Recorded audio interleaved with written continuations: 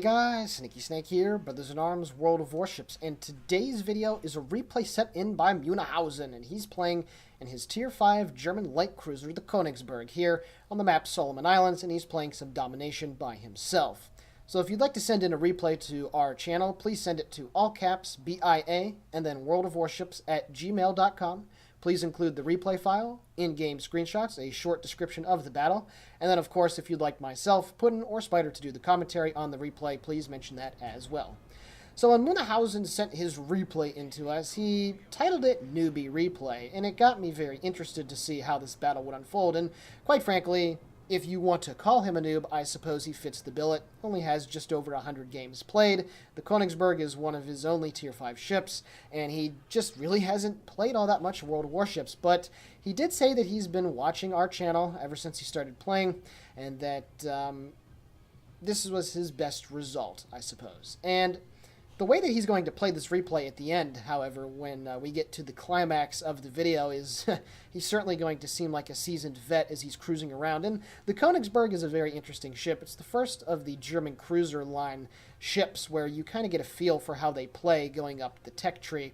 And while you don't get to the heavy cruisers until Tier 7, and quite frankly, you don't get until Tier 8 with the Admiral Hipper with a good heavy cruiser, the Königsberg and then the subsequent Nürnberg at Tier 6 kind of give you a solid idea. The first thing to notice is that you have 2 guns in the rear. You have 9 total of 152mm guns, I believe. They might be 155s, I don't remember off the top of my head. But anyway, they have a fast rate of fire. They have extremely long range for Tier 5. It is over 16 kilometers, 16 and a half to be precise.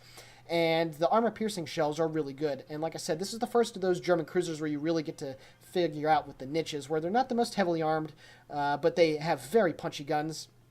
And they are somewhat squishy, but they have that glorious hydroacoustic consumable to use. They generally have pretty decent AA. They have a decent top speed, okay maneuverability. Solid ships to play in the medium to long range department. And you're going to see that here in this replay. And the thing about this ship, the Nürnberg, and then the Tier 9 Rune, is having those 2 turrets in the rear allow you to really play that mid to long range support sniper, because you're able to disengage and still get 66% of your firepower, at least your main battery firepower, that is, to bear on the enemy ships. As he comes down here with the bulk of his team to Objective Alpha, there are a few enemy ships coming around the corner. There's an enemy Clemson, there is another cruiser, a Furutaka down here, and there's also an aircraft carrier in the game too, a Bogue on each side, and he's going to have to worry about the aircraft as well. The Königsberg does have pretty good AA slots here at Tier 5. It has decent range and decent DPS and DPM, at least for a Tier 5 light cruiser, that is. Looking for shots here on the Furutaka to get his first damaging salvos in the game. Now, I will admit here at the beginning of this replay that it is somewhat boring, and, you know, might turn some people off from watching the rest of the replay, but trust me, once he gets stuck in here down at Objective Alpha when the climax happens, you'll know exactly what I'm talking about, and it's pretty awesome. So right here, he turned away from those enemy torpedoes that were incoming from yet another unknown destroyer that was down here. Unfortunately, the torpedo slammed home into the Svetlana. It looks like 2 of them did, and he is about to die for his friendly team. So yes, Furutaka takes care of the first blood on the enemy team and takes care of the Tier 4 Soviet light cruiser. So his team is already down 1 ship. The enemy team has taken Objective Bravo.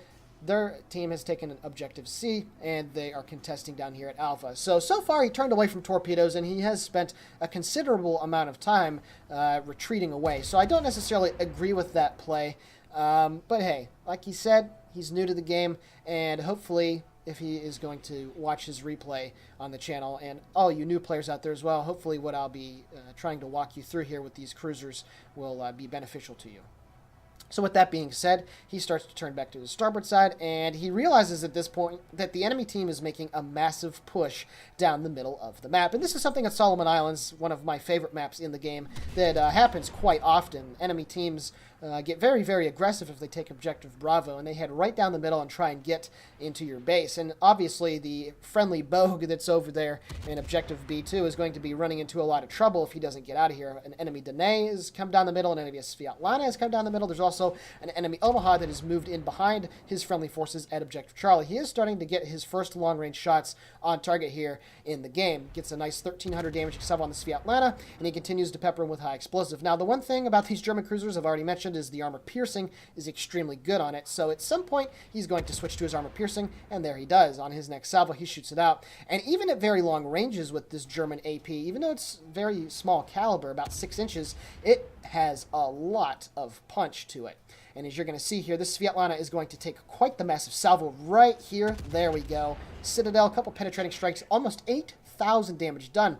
And even at tier 10 in the Hindenburg, an 8,000 damaging salvo on a cruiser would be just fine. There we go. He secures his first kill of the game on the enemy tier 4 Soviet light cruiser. And now he switches his fire to the Danae. Unfortunately, the Danae and the Svetlana's fire was too much for the friendly Nassau that was up there. His team is losing 214 to 492, and he's in a world of trouble. And now that Danae is turning his attention to the friendly bug that's over there, but he manages to get another Citadel and score almost 6,000 points of damage. Very solid stuff. More shells falling in on the Danae, unfortunately. One overpen and one shell that claims that it wasn't an overpen, but it certainly did very little damage. Misses on his next salvo. You can see here that some of the shots that he's put out there have been a little bit off, but no worse for the wear. This next salvo is going to secure the kill. Kill number 2, enemy British tier 4 light cruiser, the Danae, taken care of. That is his second kill of the game.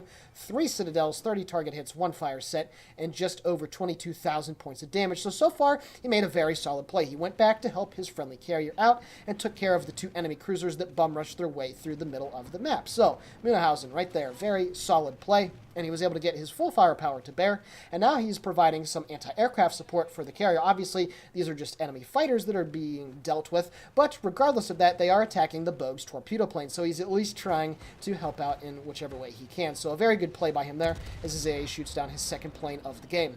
He gets some long-range fire out here with the high explosive at the enemy Clemson, who's about 9 kilometers away. And trust me, there's going to be plenty more than just the Clemson that's going to be coming back down through Objective Bravo. There's something about Objective B in this game that the enemy team just has some sort of fascination with. And again, it's not just going to be a Clemson. He shoots down his third plane of the game. Zay continues to work on it. Unfortunately, his friend in the Danae takes 2 massive torpedo hits from the smoke cloud over there. And yeah, just like the Svetlana here at the beginning of the game, he is not long for this world. There's also enemy Murmansk, the tier 5 premium Soviet light cruiser coming down Objective Bravo as well. And there's also going to be a pair of Japanese destroyers that will be as well. So he heads back to his Bogue carrier, and he's going to, I suppose, escort him over to Objective Alpha. The Bogue, however, has a very slow top speed, so he is going to have a bit of an issue trying to stay with him if the enemy team that's going to be pushing down B makes a concerted effort to swing around towards Alpha. So he's going to stay in close escort with him, which is the right play. The scores are 356 to 414 now, as a friendly Congo takes care of the enemy Bogue, so they've nailed the scores back to within 7 points. The enemy team has lost 5 ships, and they have lost 6.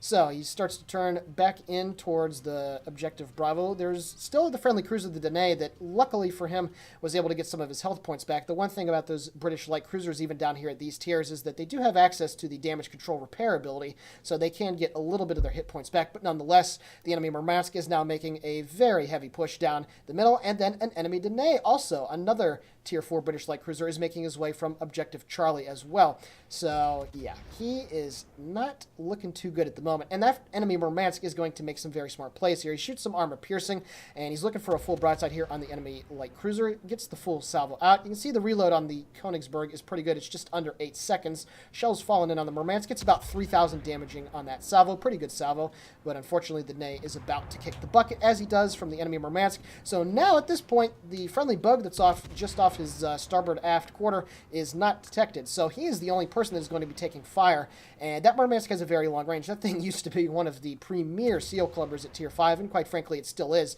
if a competent captain is in it. And certainly the Murmansk here, you're going to see for at least the next few minutes, is going to play it pretty well. Enemy torpedoes are inbound. They don't have any chance of hitting him, but he certainly has to turn away. And this is where the strength of the Königsberg and the subsequent Nuremberg at Tier 6 comes into play. You have that fast rate of fire, as I've already mentioned, and the ability to have 2 of the turrets at the rear of the ship is really nice. Now, a few patches ago, I don't remember exactly when, but the light cruiser Königsberg has the ability to have its turrets. They don't have to swing all the way around to engage targets on the other side of the ship here. As you can see, he's dodging left and right, and his turrets are able to stay completely on the aft section of the ship. They don't have to turn all the way around to be able to engage targets on the other side. And that's a trait that the Nuremberg has at Tier 6 as well. So he's certainly playing it correctly, and he's also shooting the correct ammunition at that enemy Murmansk as well. Unfortunately, the Russian ship has a faster rate of fire, and it also has better fire starting capability. So you can see here he is slowly bleeding his hit points. And since he's not a high-tier cruiser, he's not able to get these hit points back. So he has to be very careful now about getting set on fire a second time. He still has to wait 37 more seconds until the fire goes out, and a full minute until he's able to get his damage repair ability back. Fortunately for him, however, one of the torpedoes from the Bogue manages to slam into that Soviet cruiser, taking about 10,000 of his hit points off. So it's certainly going to make this engagement a hell of a lot easier. Credit to that Bogue. Unfortunately, though, the Bogue is taking now the majority of the fire. There's a Minikazi, there's a Clemson. However, the enemy team is making a grave mistake here. They are not engaging the Konigsberg. The Bogue, it's just not going to be able to kill him. It does have a couple secondary weapons, but quite frankly, you'd have to be a complete moron to get killed by the secondaries on the Bogue unless you're a destroyer with literally no health. So the reason that the Murmansk is not shooting here in Munihausen right now, I honestly have no idea. He switched back to high explosive. He's looking. The Murmansk only has over 5,000 hit points, and he's going to land a solid salvo here. There we go. Sets him on fire. Over 2,000 points of damage done. Very good. And he switches back to his armor piercing, and you're going to see here that this German AP has pretty decent penetration. He's going to land a Citadel on the Murmansk. There we go. Secures kill number 3 for his team, up to 40,000 points of damage. And now he has 3 enemy destroyers that are coming after his booty. There's the Minikazi, the Clemson, and is that another? Yes, that is another Clemson. 40,000 points of damage, scores 592 to 507. So at this point, he's the only ship that is readily available to defend Objective Alpha. And if he gets killed by these destroyers, then they're going to be able to loop around, capture Objective Alpha, and they're probably going to be able to win the game. He launches his torpedoes at the Minikazi quite a bit ago to get him to shift his fire, move him off course, and that was a very smart decision there. Manages to land a fire on the enemy Clemson, who's just at under 4,000 hit points, and he continues to play it properly. He is just slowly retreating, using his rear guns. He doesn't necessarily have to get his forward gun into play. I might at this situation, because obviously destroyers at these tiers just have so little hit points that they die really quickly. And he has to be careful of his own as well. At this point, he only has 12,000 hit points. All 3 of those destroyers are shooting at him, but they are having somewhat of a hard time hitting him as he is running away. And quite frankly, I think some of them guys are noobs anyway. But I digress. The enemy destroyers are now continuing to push in towards Objective Alpha, so he continues to switch his fire between all 3 of them, and he's slowly and steadily taking care of business. 631 to 543. The enemy is contesting Objective Charlie, and he does have a friendly destroyer on Bravo, but it doesn't look like he's going to be along for very much longer because there is an enemy cruiser over there. But no, actually, the friendly Danae is able to take out the friendly Omaha takes out the enemy Danae. So with that threat neutralized, as long as he's able to keep Alpha here good, they will win the game at this point. So at this point, he decides to make an aggressive move, and he's going to turn back into the cap, because if I were him, I would want to get back on and keep the enemy team from capping it, and he's certainly going to make the right play. Now, as I did mention earlier, the Königsberg and German light cruisers in general have the very solid hydroacoustic, which I believe on the Königsberg has a range of around 4.5 kilometers to detect enemy ships, and around 3.5 or so to detect enemy torpedoes, as those 2 enemy Clemsons run into each other. So as he turns around and goes into the cap, he is going to deploy his hydroacoustic as he sees the Minikazi, and right as he does so, the enemy torpedoes get spotted at quite a bit of a distance where he is able to easily get out of the way. So now he begins to go into a more offensive manner, lands almost 3,000 points of damage on Leroy Jenkins and his Minikazi, picks up the Confederate medal. He just clips his 50,000 points of damage, and he launches his torpedoes downrange at the enemy Minikazi, and he's looking for the kill shot. Shells flying in on the target. There we go. 4th kill of the game for him, and now these enemy Clemsons have realized that instead of shooting at the Bogue, they really should have been shooting at him, and he still has quite a bit of hit points left to be able to take care of business. He's got about a second left on the reload, yet another broadside out at the enemy Clemson. He's only 5.5 kilometers away. At this point, he's going to be landing some horrifically nice salvos. There we go. 3,300 damage done. The Clemson gets his engine knocked out, and with his hydroacoustic, he can easily see the torpedoes from kilometers away, way farther than he would normally, and he sinks his forward guns into the Clemson to pick up the Kraken. 5th kill of the game. 60,000 points of damage, 3 base defense, 3 planes shot down.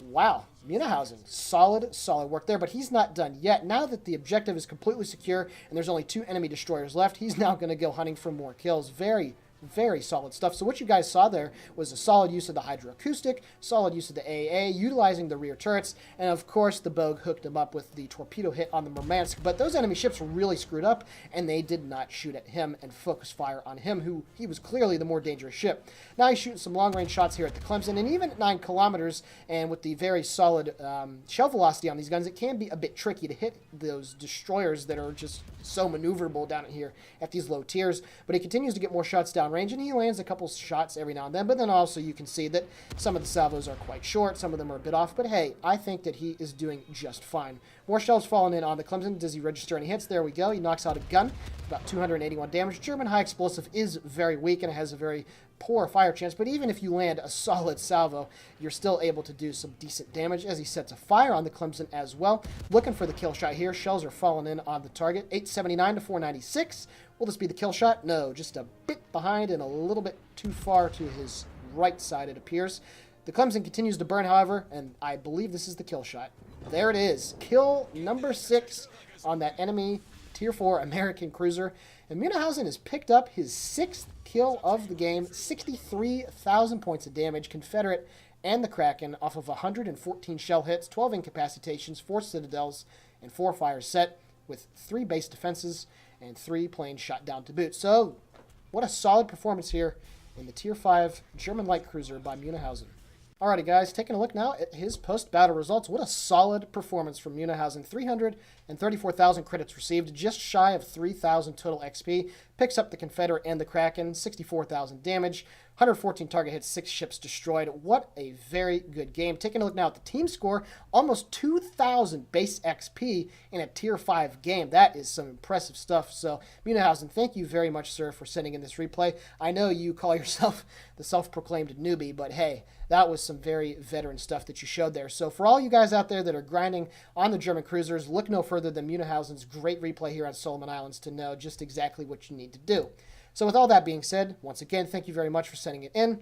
And Sneaky Snake here for Brothers in Arms World of Warships, signing off. Have a great day.